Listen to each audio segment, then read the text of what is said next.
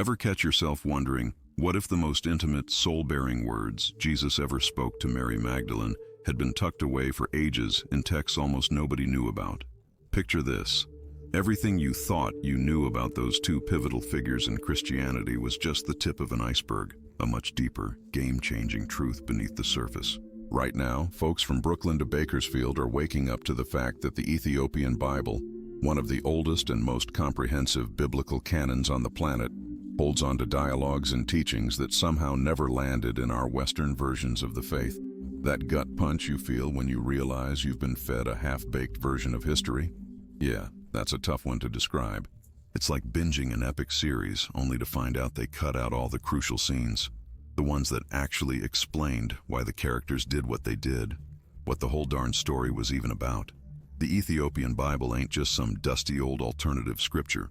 It's a spiritual goldmine, an archaeological marvel that's kept texts under wraps for over 15 centuries, texts that got deliberately axed from other Christian traditions. When the eggheads in ancient manuscripts finally dug deep into the Ethiopian canon, they stumbled onto something that flat out blew their minds. Not only did it pack all the New Testament books we're familiar with, but it also had whole texts that are either chopped up or totally missing from other traditions. And nestled in there, incredibly detailed conversations between Jesus and Mary Magdalene, chats that peel back a whole new layer of Christian teaching that's been chilling in the shadows for ages.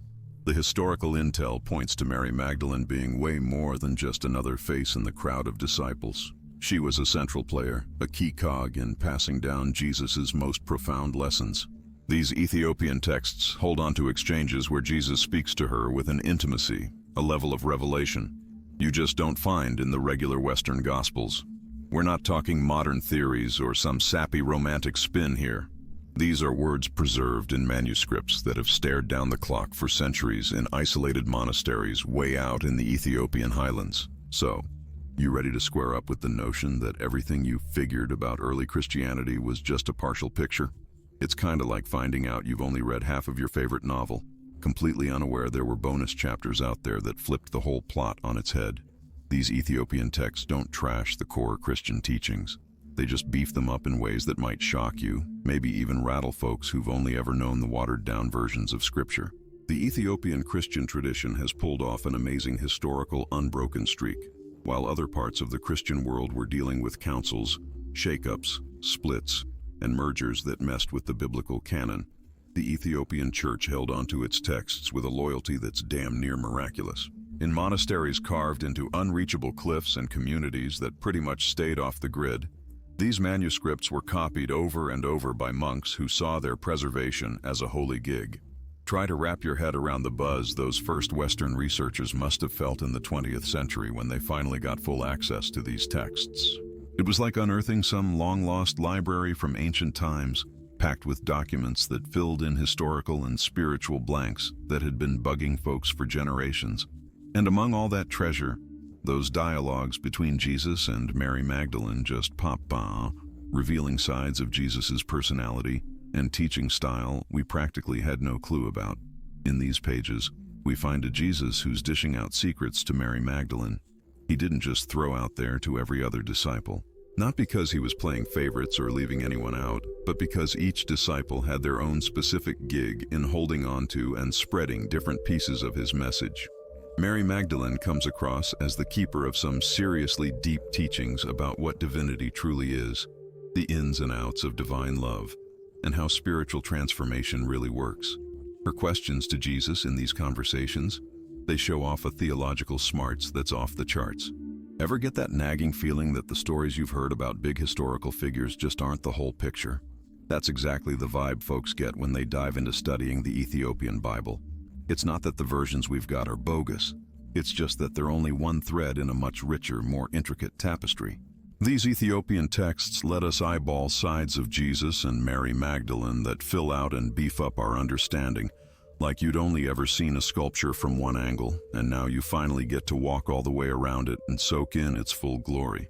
To really grasp why these texts are such a big deal, we gotta rewind to the early centuries of Christianity, back when Christian communities were popping up from Jerusalem all the way to Ethiopia, from Rome to India.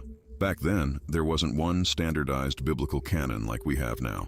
Different communities kept different batches of texts, and each one thought its own set of scriptures was the real McCoy, complete and authentic. The Ethiopian Church, which tradition says got its start from that Ethiopian eunuch in the book of Acts, built its canon on its own and held on to it with incredible loyalty. While church councils in other parts of the Christian world were busy deciding which texts made the official cut and which got tossed, the Ethiopian Church just kept a broader collection. This wasn't some rebellious move or a sign of heresy. It came from a tradition that seriously valued keeping ancient texts whole. Ethiopian Christians saw it as their sacred duty to keep the full memory of the early Christian generations alive, even the stuff other churches decided to leave out of their Bibles. The upshot of that historical divergence is pretty wild. Today we can get our hands on dialogues between Jesus and Mary Magdalene that were kept safe in Ge'ez, Ethiopia's liturgical language, in manuscripts over 1,000 years old. These aren't some fresh finds from a dig site.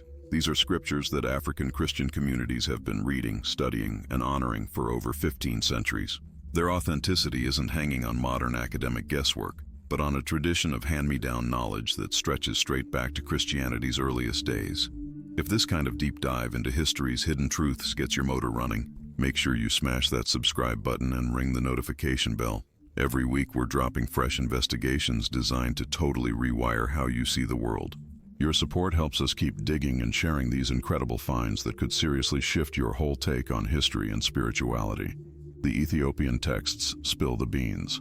Mary Magdalene was hitting Jesus with questions way past the practical or standard doctrinal stuff you find in the regular Gospels.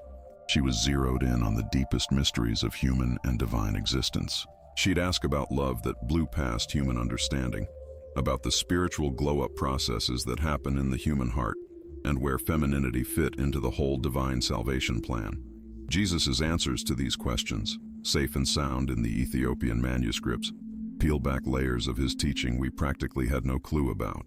He's chatting with Mary Magdalene about corners of the kingdom of heaven he doesn't even hint at elsewhere. He breaks down inner transformation with a level of detail and a personal touch you won't find anywhere else. It's like these conversations were private one-on-ones between a master and his star student, ready to absorb and keep the deepest wisdom. What really makes these Ethiopian texts hit different is how they lay out a relationship between Jesus and Mary Magdalene that totally blows past the shallow interpretations we've been stuck with for centuries. In these manuscripts, kept alive in the Ethiopian tradition, Mary Magdalene pops up not as some quiet follower or a side character, but as a top-tier intellectual and spiritual partner in conversation. The dialogues show Jesus saw in her a rare knack for grasping the trickiest truths of his message, truths maybe other disciples just weren't ready for back then. The Ethiopian texts chronicle conversations where Mary Magdalene fires off questions that scream sophisticated understanding of Jesus' spiritual principles. We're not talking elementary stuff here, like basic queries about miracles or taking parables literally, which you find in other Gospels. No, these are deep dives into the nature of divinity, why we suffer, and the nuts and bolts of how the human soul can link up with the divine. Jesus' responses in these texts are just as wild, showing off sides of his teaching that are practically MIA in any other ancient Christian source. One of the most jaw-dropping things about these Ethiopian dialogues is how Jesus talks to Mary Magdalene. He uses language that screams intellectual respect and spiritual recognition. In a bunch of spots, Jesus calls her the one who gets the mysteries, and she whose heart is prepped to soak up hidden wisdom. These aren't just polite niceties, they're clear shout-outs to some seriously exceptional spiritual chops. The texts hint that Jesus saw Mary Magdalene as the real deal, someone who could hold on to and pass along parts of his teaching that demanded a seriously high-level grasp. But maybe the coolest thing about these Ethiopian manuscripts is that they document Jesus' teachings on stuff rarely touched on in the canonical texts. For instance, there are long-form dialogues about what divine love actually is and how it's different from human love. Jesus lays it out for Mary Magdalene. Divine love isn't just human love on steroids, it runs on totally different principles. He breaks down inner transformation processes that let folks tap into this divine love, and Mary Magdalene's questions show off a deep, intuitive grasp of these wild concepts. The Ethiopian texts also keep alive some mind-blowing teachings on how femininity fits into the spiritual blueprint. Jesus explains to Mary Magdalene that the feminine isn't just a sidekick to the masculine. It stands for specific aspects of the divine nature that are crucial for truly getting spiritual truth. He talks about feminine wisdom as a unique kind of knowing, not built on cold, hard logic, but on direct intuitive perception of spiritual realities. These teachings suggest Jesus deeply respected specifically feminine spiritual gifts and saw their fundamental importance in humanity's spiritual journey.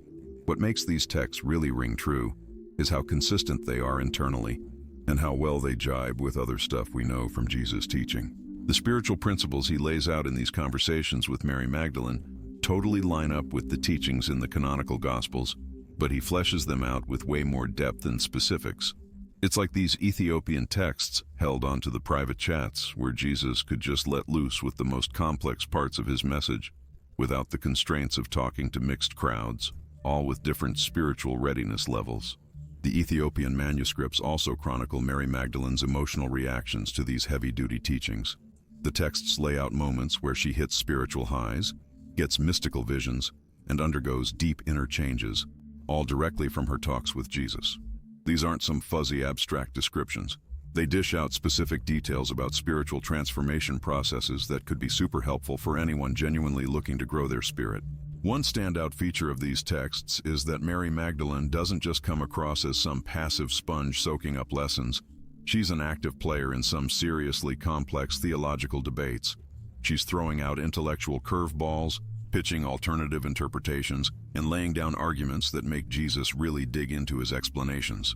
This whole dynamic screams a true intellectual and spiritual back and forth, way different from the old-school image of disciples just nodding along and never questioning a thing. Can you even imagine the seismic shift these texts would have caused in how we understand Christianity if they'd made it into the official canon? How different would the whole story of Christianity have played out if teachings about feminine wisdom and women's spiritual role had been preserved and passed down right, alongside the rest of the scriptures? These aren't just what-if questions. They really help us grasp the sheer magnitude of what might have gotten lost when certain texts got cut from the traditional Christian canon. If you're digging this breakdown and want us to drop more investigations like it, hit us up in the comments and tell us what part of this story totally blew your mind. Your feedback helps us figure out what topics our community cares about most and keeps us fired up to keep digging into these historical puzzles that could totally flip your understanding of the past. Keeping these texts safe in Ethiopia wasn't just some lucky break. It was the payoff of some super specific historical circumstances that let this unique Christian tradition grow its own way for centuries. When Christianity hit Ethiopia in the 4th century, it rolled in via trade routes connecting the Horn of Africa with the early Christian communities in the Middle East and the Eastern Mediterranean. These first Ethiopian Christian communities got their hands on a much wider spread of early Christian texts than what ended up surviving elsewhere in the Christian world. The Ethiopian church developed in pretty much total geographical and cultural isolation, which, weirdly enough, turned into a major plus for keeping ancient traditions alive. While other parts of the Christian world saw canonization processes, theological dust-ups, and political arm-twisting lead to the systematic scrubbing of certain texts deemed problematic or heretical, the Ethiopian church kept a far more open-door policy toward early Christian literature. Ethiopian monks and scholars didn't see the need to purge their libraries of texts that were being labeled controversial elsewhere, partly because their isolation shielded them from the doctrinal pressures brewing in the big Mediterranean Christian centers. This independent preservation got even more critical when you consider that a ton of original Greek, Aramaic, and Coptic texts got systematically wiped out in later centuries. The translations into Ge'ez, the Ethiopian church's liturgical language, became in some cases the only surviving copies of early Christian works that would have otherwise vanished from history entirely. The manuscripts holding those conversations between Jesus and Mary Magdalene are a piece of this preservation legacy that's kept alive a take on early Christianity that's wildly different from the versions that popped up in Europe and the Mediterranean. What makes these Ethiopian texts especially priceless is that they let us see how those first Christian communities really understood the dynamic between Jesus and his inner circle, especially the women who were part of his crew. The texts spill the beans on a spiritual leadership model that was way more egalitarian than later traditions led on, and they paint Mary Magdalene not just as a devoted follower, but as a spiritual teacher in her own right. The manuscripts lay out how, after the crucifixion and resurrection, Mary Magdalene stepped into a central role, becoming a key figure in passing down Jesus' most profound teachings. According to these texts, she had the specific job of keeping safe and teaching the more esoteric parts of Jesus' message, those elements that demanded a special spiritual readiness to truly get. This tradition explains why the Ethiopian texts pack such detailed dialogues between Jesus and Mary Magdalene on stuff like the nature of spiritual reality, the how-to for hitting higher states of consciousness, and the specific practices needed for genuine spiritual growth. These teachings weren't considered secret in the sense of being deliberately hidden, but more like specialized, needing a foundation of understanding and spiritual practice that not all followers had built up yet. The texts also chronicle the pushback Mary Magdalene got from some of the other disciples when she tried to share these advanced teachings. A bunch of passages describe friction within Jesus' inner circle, especially between Mary Magdalene and Peter, over issues of spiritual authority, and whether the teachings she'd gotten directly from Jesus were even legitimate. These weren't just personal squabbles. They mirrored fundamental disagreements on how the early Christian community should be run and led. Peter and other male disciples were all about a more hierarchical, traditionally patriarchal setup, while Mary Magdalene championed a more egalitarian vision that recognized spiritual capacity regardless of gender. The Ethiopian texts hint that these tensions eventually led to a split in the early Christian community, with some branches holding on to the teachings passed down through Mary Magdalene and others sticking to more patriarchal leadership models. This historical perspective has some seriously deep implications for how we understand early Christianity's rollout. The Ethiopian texts suggest there were multiple legitimate Christian traditions from the jump after Jesus' death, and that the version of Christianity that eventually became dominant wasn't necessarily the only one, the only authentic interpretation of Jesus' teachings. The tradition preserved in these Ethiopian manuscripts represents a historical alternative, illustrating how Christianity might have evolved had the teachings conveyed through Mary Magdalene maintained the same prominence as those transmitted through the male disciples. This perspective doesn't contradict the validity of more commonly known Christian traditions, but rather complements and enriches them by showcasing the diversity and richness of early Christian thought. The preservation of these texts in Ethiopia also deepens our understanding of the cultural and spiritual context in which Jesus developed his teachings. The dialogues with Mary Magdalene reveal influences from wisdom traditions prevalent in the first-century Middle East, including elements of Jewish mysticism, Hellenistic philosophy, and spiritual practices widely known in the educated communities of that era. Jesus wasn't formulating his teachings in a cultural vacuum. Instead, he was synthesizing and transforming existing currents of thought within his historical environment. The Ethiopian texts document this synthesis in far greater detail than the canonical Gospels, demonstrating how Jesus incorporated and reinterpreted elements from various spiritual traditions to forge something genuinely new and innovative. These Ethiopian manuscripts also unveil fascinating aspects of the teaching methodology Jesus employed specifically with Mary Magdalene, which differed significantly from the methods he used with his other disciples. While Jesus frequently spoke to the general group of followers in parables and metaphors that required subsequent interpretation, with Mary Magdalene he adopted a much more direct and philosophically sophisticated approach. The preserved dialogues depict extensive conversations where Jesus elucidated complex concepts concerning the nature of reality, the structure of the spiritual cosmos, and the inner workings of human soul development. This methodological distinction doesn't suggest favoritism, but rather an acknowledgement of varying levels of spiritual and intellectual readiness among his disciples. The texts describe how Mary Magdalene had cultivated an exceptional capacity to grasp abstract concepts and apply them to the practical experience of spiritual transformation. Jesus recognized this ability and leveraged it to impart teachings that demanded a more advanced level of comprehension. For instance, while he explained the concept of the kingdom of heaven to other disciples through analogies with agriculture and daily life, with Mary Magdalene he delved into the cosmological and ontological dimensions of this concept, discussing how different levels of consciousness correspond to distinct spiritual realities and how the individual soul can navigate these various states of existence. One of the most intriguing revelations from these texts is the description of specific prayer and meditation practices that Jesus taught exclusively to Mary Magdalene. These practices, according to the manuscripts, were designed to facilitate direct experiences of mystical union with the divine, experiences that extend far beyond traditional prayer as we know it in conventional Christian traditions.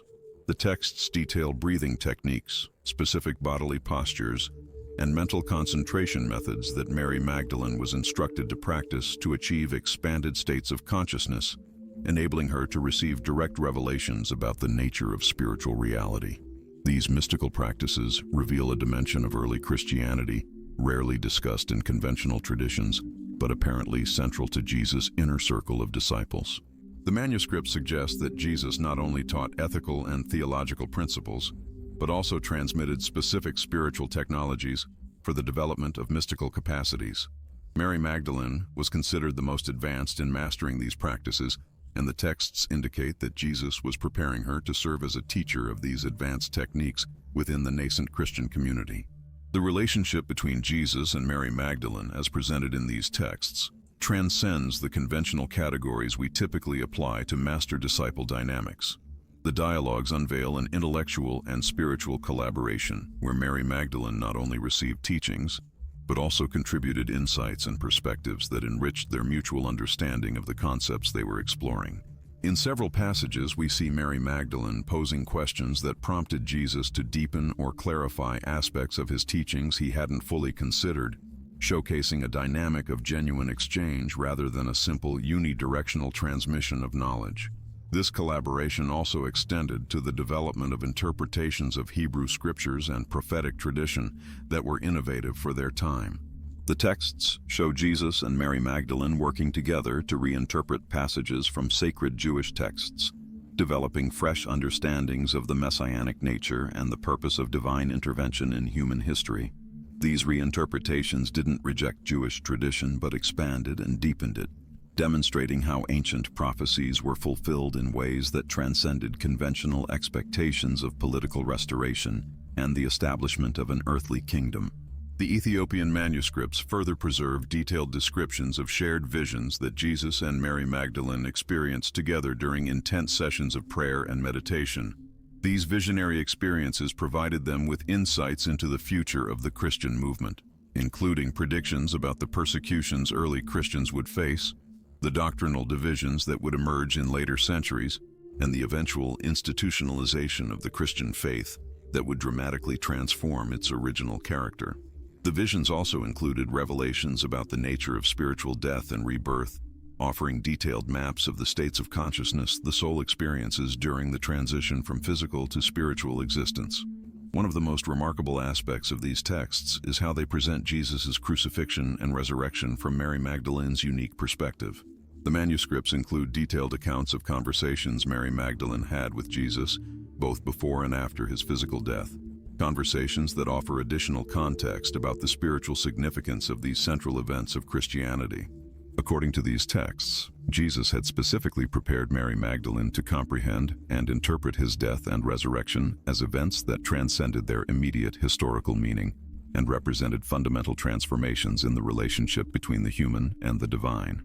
The post-resurrection descriptions are particularly fascinating because they show Jesus explaining to Mary Magdalene how his experience of death and rebirth had altered the very structure of spiritual reality, opening new possibilities for human transformation that had previously been unavailable. These dialogues suggest that the resurrection wasn't simply the restoration of Jesus' physical life, but a cosmological event that permanently changed the laws governing the relationship between the material and spiritual worlds. Mary Magdalene received specific instructions on how to help others access and benefit from these new spiritual possibilities that the resurrection had made available to all humanity. The implications of these post-resurrection teachings Mary Magdalene received extend far beyond what any later Christian tradition has preserved or taught. The Ethiopian manuscripts reveal that Jesus spent considerably more time with Mary Magdalene after his resurrection than the canonical Gospels suggest, and that during this extended period he transmitted profound knowledge about the nature of existence, which she subsequently shared with select circles of followers prepared to receive these advanced teachings. These post-resurrection instruction sessions included specific meditation and prayer techniques that allowed practitioners to experience expanded states of consciousness similar to those Jesus had attained during his earthly ministry. The texts describe how Mary Magdalene gradually developed the capacity to access these elevated states of consciousness on her own, becoming a spiritual teacher in her own right who could guide others through similar processes of inner transformation. This evolution of Mary Magdalene from disciple to teacher represents one of the most revolutionary aspects of these manuscripts, because it suggests that the spiritual enlightenment process Jesus had experienced wasn't unique to him, but could be replicated and transmitted to other human beings willing to undergo the necessary training and discipline. The Ethiopian manuscripts also preserve detailed descriptions of the spiritual communities Mary Magdalene established after Jesus completed his earthly mission. These communities operated according to principles radically different from the social and religious structures of their time, implementing forms of communal organization that emphasized spiritual equality between men and women, consensus-based decision-making, and the equitable distribution of material resources. The texts suggest that these communities functioned successfully for several decades, serving as centers for advanced spiritual learning and as models for how human societies could be organized according to higher spiritual principles. One of the most intriguing elements of these manuscripts is their description of the specific healing techniques that Mary Magdalene developed and taught. These techniques combined elements of prayer, laying on of hands, the use of specific oils and herbs, and energy work methods that supposedly could heal not only physical ailments, but also deep emotional traumas and spiritual blocks that hindered people's inner growth. The texts include detailed accounts of dramatic healings Mary Magdalene performed, including cases of individuals who had been considered incurable by the physicians of the time and who experienced full recoveries after receiving her treatments. The healing teachings preserved in these manuscripts go far beyond simple techniques, addressing sophisticated concepts about the relationship between the physical body, emotions, mind, and spirit. According to these texts, Mary Magdalene understood that true healing required addressing imbalances at all these levels simultaneously, and that physical ailments were frequently manifestations of deeper spiritual conflicts that needed to be resolved before complete healing could occur.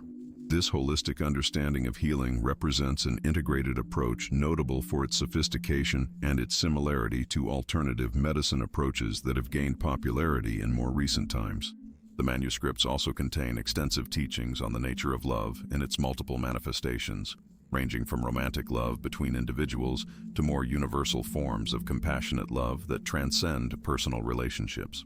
According to these texts, Jesus and Mary Magdalene explored together the different dimensions of love as a transformative force, developing a sophisticated understanding of how love can serve as a catalyst for spiritual growth and the expansion of consciousness. These teachings on love include practical techniques for cultivating different types of love, methods for overcoming emotional and psychological obstacles that hinder genuine love, and descriptions of advanced states of loving consciousness that allow individuals to experience unity with all existence. Particularly fascinating are the sections of the manuscripts that describe the prophetic visions Mary Magdalene experienced about the future of humanity. These visions included specific predictions about the development of science and technology, changes in social and political structures, and evolutions in collective human consciousness that would occur during the millennia following her era. Some of these predictions are strikingly specific and appear to correspond with actual historical developments that took place centuries after these texts were written, raising intriguing questions about the nature of prophetic perception and the possibility that certain individuals can access information about future events. Mary Magdalene's visions also included warnings about specific dangers humanity would face in later eras, including religious conflicts, environmental degradation, and the development of technologies that could be used for destructive purposes if not handled with spiritual wisdom. These warnings were accompanied by specific guidance on how these dangers could be mitigated or entirely avoided if sufficient individuals developed the necessary levels of spiritual consciousness to make wise decisions at critical junctures in human history. The Ethiopian texts also preserve detailed teachings about the nature of death and what happens to human consciousness after physical demise. According to these manuscripts, Jesus provided Mary Magdalene with specific maps of post-death states that included descriptions of different dimensions or planes of existence through which consciousness passes after separating from the physical body. These descriptions are remarkably detailed and include practical guidance on how to navigate these post-death states in a way that promotes continuous spiritual growth instead of confusion or stagnation. Scholars have discovered that within these Ethiopian texts, there are extraordinarily specific references concerning the nature of the human soul that go far beyond traditional conceptions found in other ancient religious texts. According to these manuscripts, Jesus taught Mary Magdalene that the human soul isn't a simple unitary entity, but rather a complex system of multiple interconnected components that operate on different levels of reality simultaneously. These teachings include detailed maps of the soul's structure, describing 7 main layers of consciousness, each with its own specific characteristics, functions, and potentialities. Research suggests these soul maps provide practical guidance on how to consciously access these different levels of being, allowing individuals to develop capacities that normally remain latent during ordinary human experience. The texts describe specific meditation and contemplation techniques designed to progressively activate these deeper layers of consciousness, permitting direct experiences of states of being that transcend the normal limitations of everyday thought and perception. Particularly revealing are the passages that document the private conversations between Jesus and Mary Magdalene concerning the nature of time and reality.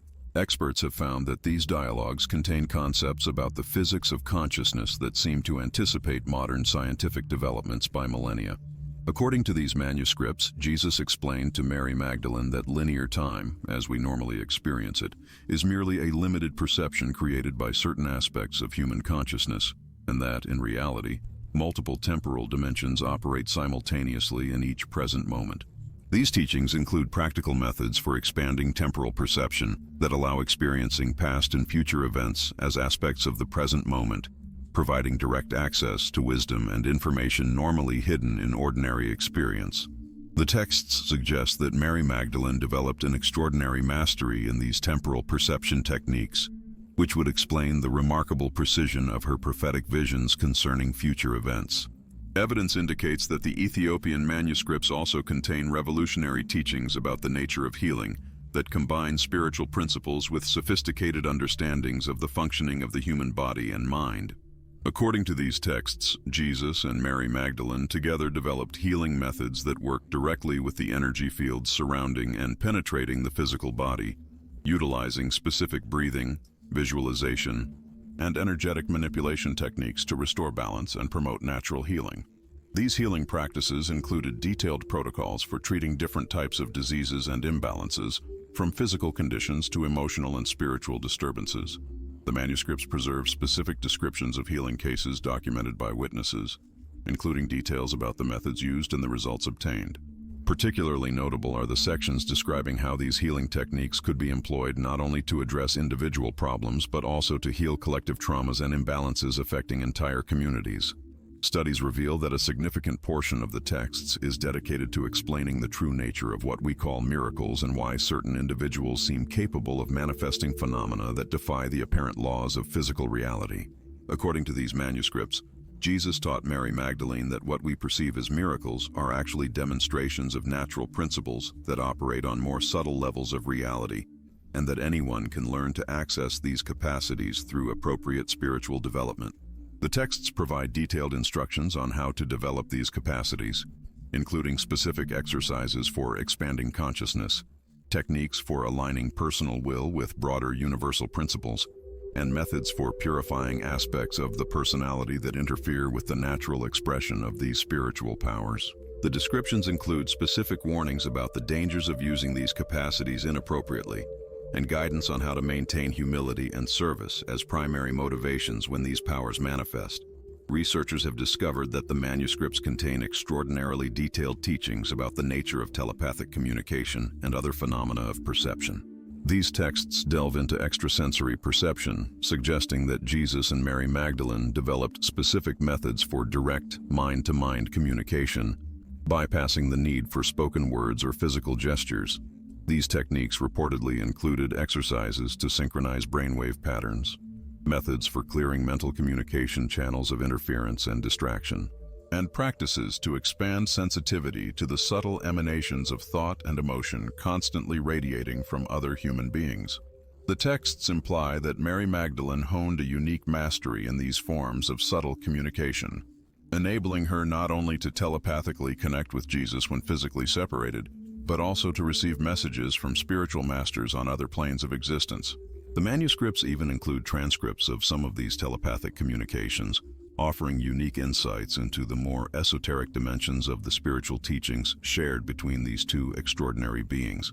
Historical accounts detail fascinating descriptions of the specific techniques Jesus and Mary Magdalene utilized to access what the texts refer to as the cosmic library or the Akashic records, a universal field of information purportedly containing the record of all events, thoughts, and experiences that have occurred throughout the cosmos's history. According to these manuscripts, both developed the capacity to directly consult this universal source of information, allowing them to tap into knowledge concerning remote historical events, advanced scientific principles, and spiritual wisdom from other civilizations and dimensions. The texts provide detailed instructions on how to prepare one's consciousness for these types of informational access, including mental purification techniques, methods for raising the vibrational frequency of consciousness, and practices for maintaining clarity and precision during these universal information access experiences. The manuscripts suggest that much of the revolutionary knowledge Jesus publicly shared during his ministry stemmed from these direct consultations with the cosmic library, and that Mary Magdalene became an equally adept master in accessing this universal source of wisdom. Evidence suggests the existence of specific teachings on the nature of reincarnation and the evolution of the soul through multiple life experiences that go considerably beyond popular conceptions of these topics. The Ethiopian texts imply that Jesus provided Mary Magdalene with detailed maps of the reincarnation process, which included specific information on how past life experiences influence current life circumstances, methods for consciously accessing memories of previous lives, and techniques to accelerate spiritual growth in a way that reduces the need to repeat problematic karmic patterns in future lives. The manuscripts include descriptions of specific sessions in which Mary Magdalene, under Jesus' guidance, accessed memories of her own past lives, uncovering profound connections between past experiences and present challenges. These sessions offered practical insights into healing traumas that had persisted through multiple incarnations and releasing thought and behavior patterns that no longer served spiritual growth. The text suggests that this knowledge of reincarnation was not merely theoretical, but provided practical tools for personal transformation and accelerated spiritual development. Studies indicate that a considerable portion of the manuscripts is dedicated to explaining the true nature of what the texts call ascension, a spiritual transformation process that allows individuals to completely transcend the limitations of ordinary physical existence while maintaining the continuity of personal consciousness. According to these texts, both Jesus and Mary Magdalene attained this state of ascension not as a single dramatic event, but as the result of years of careful preparation and systematic spiritual practice. The manuscripts provide detailed maps of the stages of the ascension process, including the specific changes in consciousness and energetic physiology that occur at each level of development. These descriptions include practical techniques for accelerating the transformation process, methods for integrating energetic changes stably and safely, and guidance on how to maintain effective functioning in the physical world while developing capacities that transcend ordinary material limitations. Recent research has revealed that the texts contain extraordinarily specific teachings on the nature of multidimensional reality and how human consciousness can learn to operate consciously in multiple dimensions simultaneously. According to these manuscripts, Jesus taught Mary Magdalene that what we perceive as physical reality is just one of many dimensions of existence that are constantly interpenetrating and influencing each other. The texts provide detailed maps of these different dimensions, including their unique characteristics, the types of beings that inhabit them, and specific methods for consciously accessing each dimensional level. The manuscript suggests that Mary Magdalene developed a particular mastery in dimensional navigation, enabling her to consciously travel between different planes of existence while maintaining continuity of memory and purpose. These capabilities allowed her to serve as a kind of interdimensional ambassador, facilitating communication and cooperation among beings from different levels of reality for purposes of spiritual service and cosmic evolution. Historical sources preserve detailed descriptions of the specific techniques Jesus and Mary Magdalene utilized to manifest changes in physical reality through the directed power of consciousness. According to these texts, both developed the capacity to directly alter material conditions through the precise application of spiritual principles that govern the relationship between consciousness and matter. The manuscripts include specific instructions on how to align personal will with broader cosmic forces, techniques for concentrating and directing mental energy with laser precision, and methods for maintaining the emotional and spiritual stability necessary to manifest lasting changes in the physical world. The texts suggest that these manifestation capacities were not used casually or for personal gain, but solely in service of broader spiritual purposes and for the benefit of the growth and well-being of others.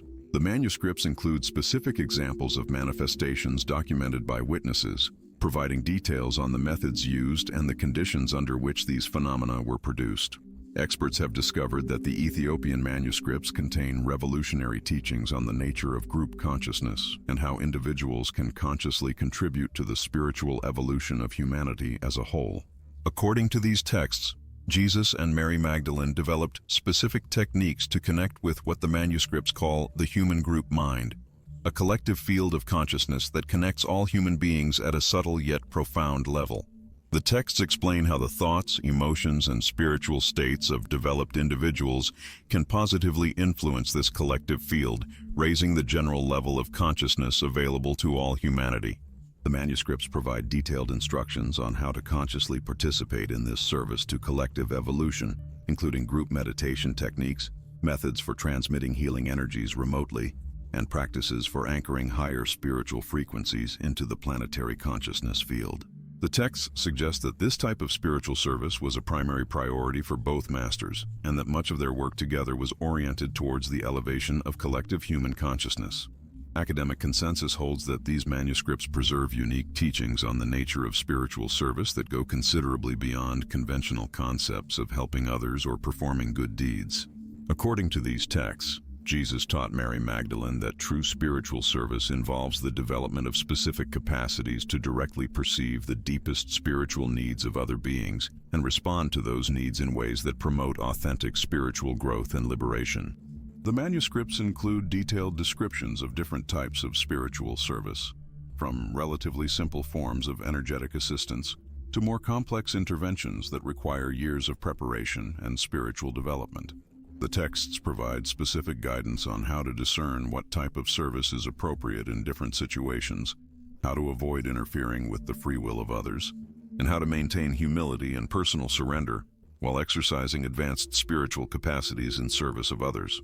The manuscripts suggest that Mary Magdalene became an extraordinarily skilled master in these refined forms of spiritual service, developing the capacity to provide exactly the type of assistance each individual needed for their next step in spiritual development.